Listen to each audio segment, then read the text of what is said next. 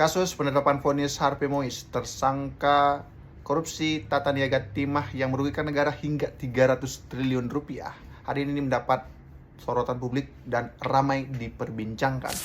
Ya, publik menilai bahwa putusan atau vonis yang diterima oleh seorang Harvey Mois terlalu ringan dan mengada-ngada karena hanya mendapatkan 6,5 tahun dari 12 tahun tuntutan jaksa dan hanya membayar uang ganti sekitar 212 miliar. Tentu ini sangat menarik karena kerugian yang ditimbulkan adalah 300 triliun rupiah. Sangat-sangat jauh.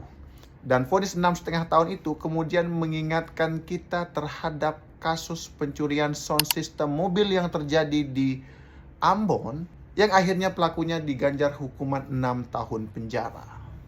Mari kita bandingkan kasus pencurian sound system dan kasus yang merugikan negara 300 triliun. Hukumannya hampir sama. Menarik? Dan kalian tahu alasan yang menjadi sorotan hari ini adalah soal sopan santun, dan ini lebih konyol lagi. Ya, memang bukan hanya itu alasannya. Kalau hanya itu alasannya, sopan santun itu bukan salah satu pertimbangan untuk meringankan hukuman, tapi sopan santun adalah keharusan peserta sidang, baik itu tersangka maupun penuntut serta pengacara yang ada di ruang sidang, bahkan yang ikut menonton sidang itu. Jadi itu bukan alasan.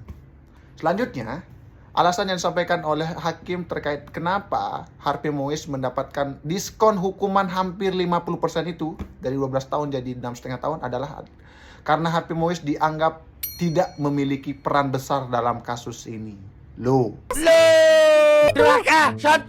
Hakim mengatakan bahwa Harvey Mois hanya menjadi perwakilan dari PT RBT yang merupakan smelter swasta yang ada di Bangka Belitung untuk menjalankan pertemuan dengan PT Timah Tbk yang kemudian akhirnya menjalin kerjasama.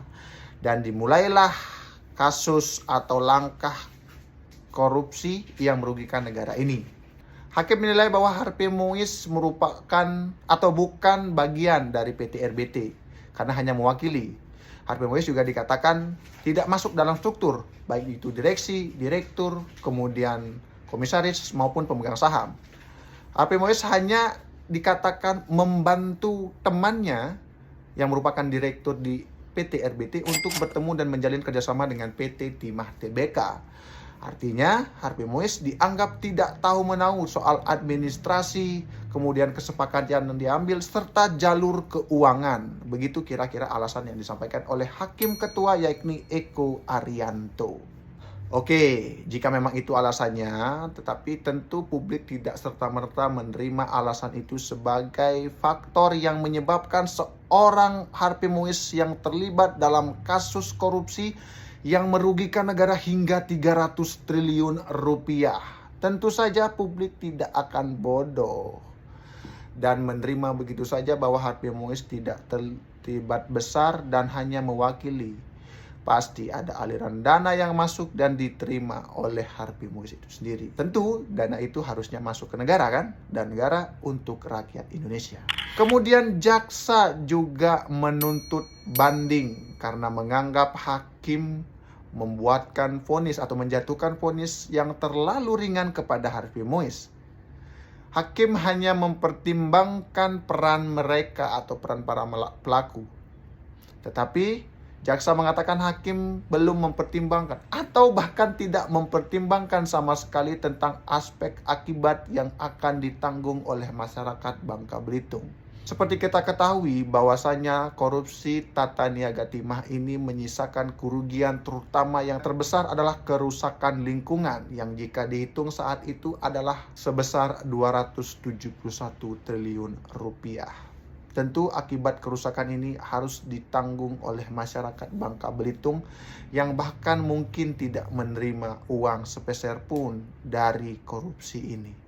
Maka alasan semacam itu yang disampaikan oleh Yang Mulia Hakim tentu tidak serta-merta akan diterima oleh publik dan oleh masyarakat dimanapun.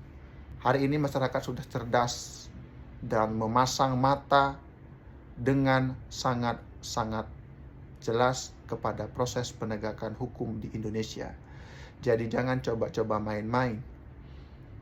Jangan sampai rakyat kemudian kehilangan kepercayaan terhadap proses penegakan hukum yang hari ini sering mempertontonkan kemenangan dan angin segar bagi para pelaku penggasak uang rakyat alias koruptor.